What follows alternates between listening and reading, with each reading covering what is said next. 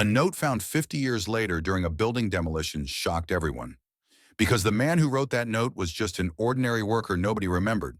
But what if I told you this man actually carried out the greatest project that would leave a mark in history? Welcome to Breathtaking Stories. Here we discover the extraordinary tales of people who seem ordinary, because sometimes the biggest secrets are hidden inside the quietest souls. Today I'm sharing with you a breathtaking story about a construction worker's 50-year secret project. If you're ready, let's journey into the depths of time. Mike Thompson would arrive at the construction site at 7 a.m., coffee cup in hand, bag over his shoulder. He never talked to anyone, just nodded his head slightly to say hello. Among the construction workers, he was so ordinary that most people didn't even know his name. They called him Silent Mike. He worked for one of Chicago's biggest construction companies in the 1970s. The city was growing rapidly. Skyscrapers were rising on every corner downtown. Mike was a silent part of this growth. He did everything from foundation excavation to steel construction, but he loved foundation work the most. While his colleagues talked about baseball during lunch breaks, he would sit in the corner reading newspapers. Was he married? Did he have children? Nobody knew. He would just work, and when his shift ended, he'd go home. The same routine for 30 years. So how did this blue-collar worker write history? 2020, Chicago South Side. An old apartment complex was being demolished. Excavator operator Jake came across a metal box while digging the foundation. When he opened it curiously, he found a letter wrapped in a waterproof bag, written by hand, dated May 15th, 1970.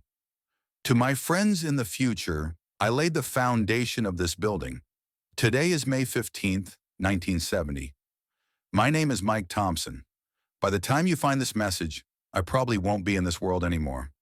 But this gift I'm leaving you is my bridge to connect with you.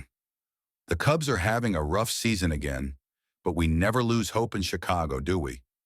I wonder if they finally won the World Series in your time.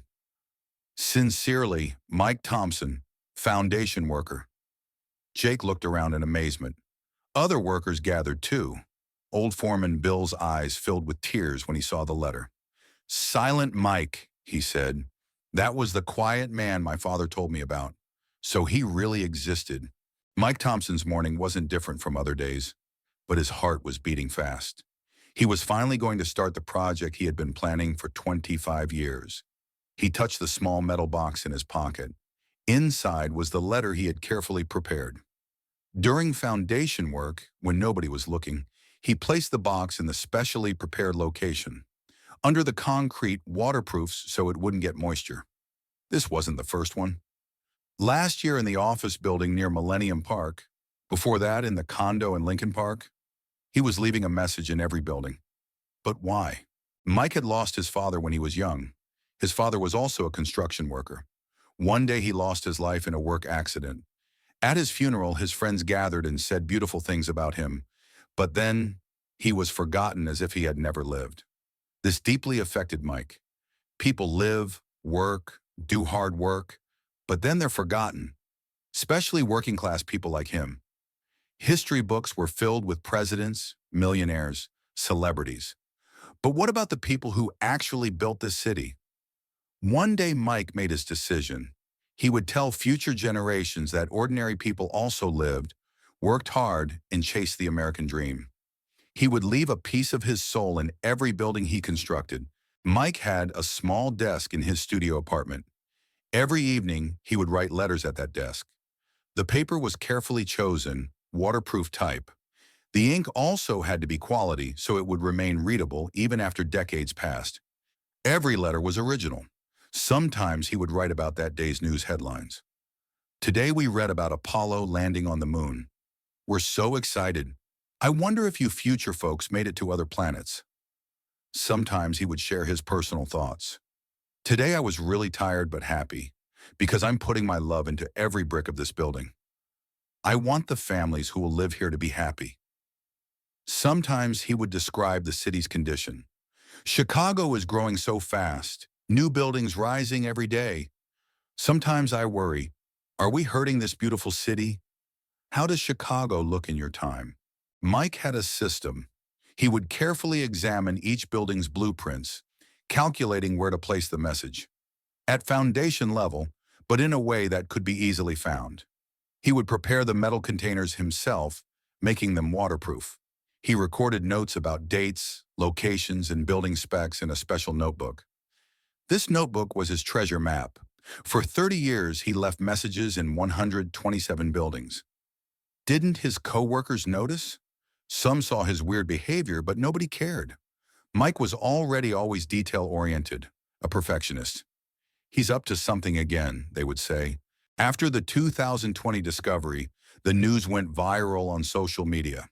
Posts titled "Construction Workers 50-Year-Old Message Found" started trending. People got curious. Were there other messages too? Retired civil engineer Robert got excited when he saw the news. He remembered Mike from a building he worked on in 1975. He immediately went to that building, convinced the management. They excavated the foundation and indeed found another message. This time it was a longer letter.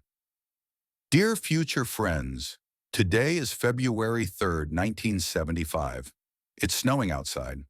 While laying the foundation of this building, I'm thinking about the families who live here, sitting in their warm homes during winter nights.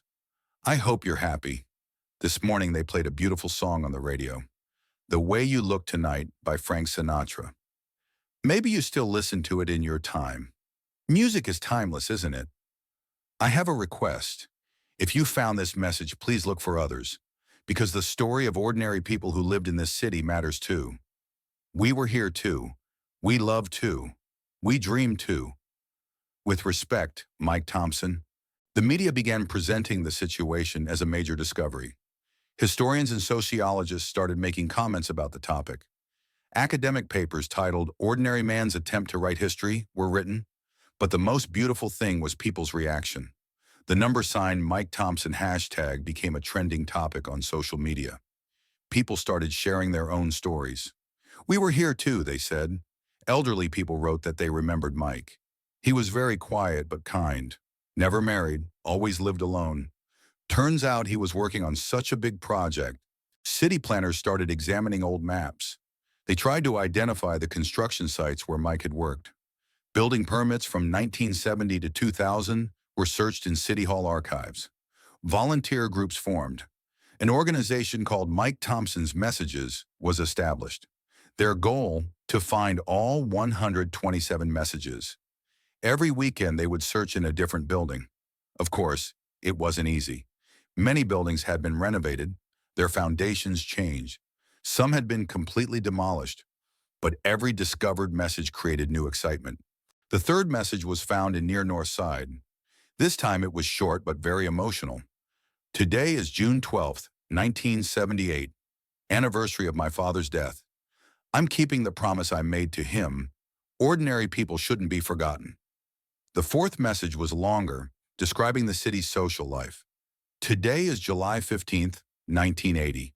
We're living through tense times, but I'm still hopeful, because every morning when I come to this construction site, I feel like we're building a new world. I hope your time is more peaceful. The fifth message was very personal. Today is April 23rd, 1985. Children's Day in some countries. I never had kids, but the children who live in each of these buildings are like my children. I want them to be happy, grow up, dream big. According to records, Mike Thompson passed away in 1999 at age 67. He lived alone in a small studio apartment.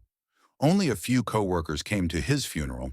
It was a very simple ceremony, but they found something very important in his house, his notebook.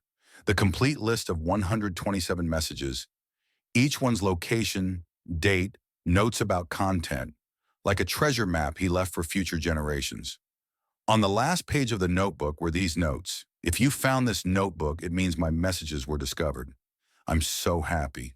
My purpose was this: to tell that ordinary people also lived in this city, worked hard, chased the American dream. History isn't just about famous people. Our story matters too. I put a piece of myself in every message. Sometimes my happy days, sometimes my sadness. But in all of them, I wrote my hope, my faith in future generations, my request. When you find these messages, write your own story too, because you're also part of this city, this world. Your story matters too. By 2023, 89 messages had been found. Each one creates separate excitement. Some describe historical events, some personal feelings, some predictions about the future. The most impressive was one of his last messages, written in 1999. Today is September 11th, 1999. Beautiful autumn day. I'm getting old, but I'm still hopeful, because I know this city will always stand strong. You people living in the future, remember? Every building, every street has a story, and you're a part of that story. Mike Thompson's project didn't just bring the past to the present, it also gave inspiration for the future. Many people started leaving messages like him. The time capsule movement began. Schools organized projects. Kids wrote letters to future generations. Construction sites, parks, bridges. Everywhere people started leaving time capsules. Mike's story became a book. A documentary was made. But most importantly, it changed people's perspective. It showed that ordinary people could also write history. So what was Mike Thompson's real message? Perhaps it was this. Every person has a story. Every person is part of their era, their city, their world. And these stories shouldn't be forgotten. Back then, nobody cared about him. He was a quiet, ordinary blue-collar worker. But 50 years later, his vision and determination affected thousands of people. He left his mark in history. Perhaps his biggest message was this: if you don't want to be forgotten, do something unforgettable. And this doesn't have to be a big achievement. Sometimes a letter, a note, a gesture is enough. Today in Chicago, 38 messages are still waiting to be discovered. Volunteers continue searching. Every discovered message revives Mike Thompson's spirit. And who knows, maybe after watching this video, you too will leave a message for future generations. Because your story also matters. Future generations need to know that you existed, lived, and dreamed in this world. Mike Thompson died in 1999, but his spirit is reborn with every discovered message. That ordinary construction worker finally succeeded in writing history. Because history isn't just about celebrities. Sometimes the biggest stories are written by the quietest people. You're also part of this story. You also have a message to leave for future generations. Because you're also an important part of this world, this time. And perhaps the most important question is, what will you leave for future generations? Did this story touch you? Tell me in the comments, if you wanted to leave a message for future generations, what would you write? And if you love these kinds of breathtaking stories, don't forget to like and subscribe. Because every week I share extraordinary stories of ordinary people with you. In our next story, we'll discover the secret of a man who waited at the same bus stop for 30 years. Why did he always stand in the same place? And did the person he was waiting for finally come? If you're curious about the answer, subscribe and turn on notifications. See you soon.